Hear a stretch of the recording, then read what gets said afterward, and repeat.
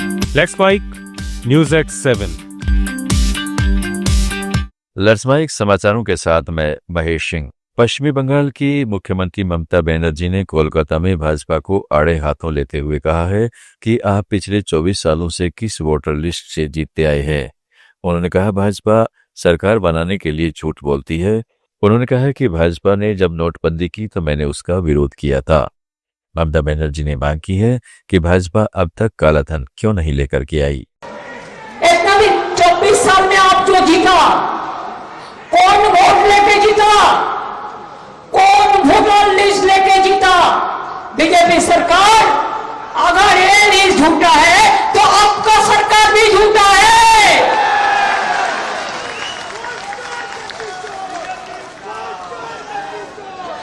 अगर ये न्यूज झूठा है तो आप लोग का कुर्सी भी झूठा है। करते लूट बोलते झूठ, करते लूट बोलते झूठ। वहीं दिल्ली में भाजपा के राष्ट्रीय महासचिव तरुण चुग ने कहा है कि एसआईआर का पूरा काम संवैधानिक और पारदर्शिता की प्रक्रिया को बढ़ाना है, मतदाता सूची को शुद्ध करना है। ममता बनर्जी का विरोध केवल भ्रमित करने के लिए है। बंगाल की जनता समझ चुकी है कि ममता बनर्जी का असली डर पारदर्शिता और जवाबदेही से है। बनर्जी का विरोध केवल भ्रम और भय फैलाने की राजनीति है। बंगाल की जनता समझ चुकी कि ममता बनर्जी का असली डर पारदर्शिता और जवाबदेही से है। एसआईआर तो होगा ही, क्योंकि ये संविधान की मर्यादा और जनता की इच्छा दोनों है लोकतंत्र को मजबूत करने के लिए। और ममता जी भ्रम पैदा करना बंद करिए। चुनाव आयोग ने 9 सितंबर के अपने दिशा निर्देश में 12 आइडेंटिफिकेशन का स्पष्ट लिस्ट दिया है, जिसमें आधार भी एक विकल्प है। इससे स्पष्ट होता है कि ममता बनर्जी की निर्ममता वाली सरकार लगातार झूठ व भ्रम फैला रही है। कांग्रेस के बिहार के पर्यवेक्षक और राजस्थान के पूर्व मुख्यमंत्री अशोक गहलोत को पूरा यकीन है कि युवा तेजस्वी यादव बिहार को आगे ले जाएंगे।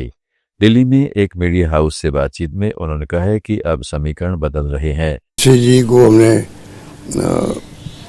जैसे उनके नाम की घोषणा हुई महागठबंधन से, तो माहौल बदल गया वहाँ पर और लगता है कि इस बार कामयाबी मिलेगी महागठबंधन को।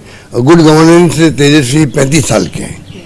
मैं बार बार कहता हूँ कि जो 35 साल का होता है नौजवान, वो अगर मुख्यमंत्री बनता है तो उसको चिंता रहती है अगर मैंने काम नहीं किया तो 5 साल बाद मुझे घर बैठना पड़ेगा, और मैं तो अभी 35 साल का ही हूँ। तो इसलिए वो जम के काम करता है, बोर्ड होके काम करता है। उत्तर पूर्व भारत के लिए एक नए क्षेत्रीय दल पीपुल्स पार्टी का ऐलान हो गया है।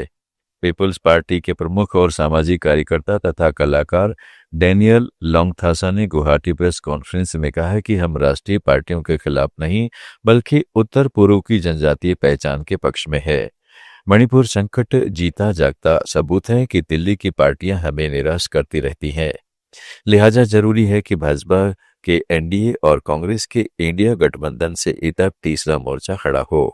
पूर्व लोकसभा अध्यक्ष और मेघालय के मुख्यमंत्री रहे दिवंगत पीए संगमा के बड़े बेटे जेम्स संगमा की अगुवाई में 9 सदस्यों की समिति 19 दिसंबर तक झंडा, चिन्ह और संविधान तैयार करेगी। लोंगथासा ने माना है कि 2026 के असम विधानसभा चुनाव में वक्त कम है, तैयारी मुश्किल होगी, फिर भी कुछ सीटों पर उम्मीदवार उतारे जाएंगे। मिजोरम और बोडोलैंड की छोटी पार्टियों से भी बात चल रही है।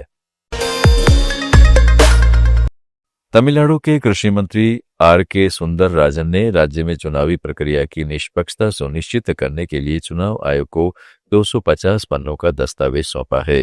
दस्तावेज में चुनावी रिश्वतखोरी, मतदाता थपकी और पार्टियों के बीच असमान व्यवहार जैसी महत्वपूर्ण मुद्दों पर सुझाव दिए गए हैं। चेन्नई में आयोग से मुलाकात के बाद मीडिया को दिए संक्षिप्त बयान में सुंदरराजन ने कहा है कि यह कदम तमिलनाडु की जनता के हित में है, जहां हाल के वर्षों में चुनावी अनियमितताओं ने विश्वास कमजोर किया है। चुनाव आयोग ने दस्तावेज का स्वागत किया है और इसे आगामी निर्वाचनों के लिए समीक्षा में शामिल करने का वादा किया है। समाचारों में फिलहाल इतना ही। जुड़े रहिएगा लेट्स माइक के साथ।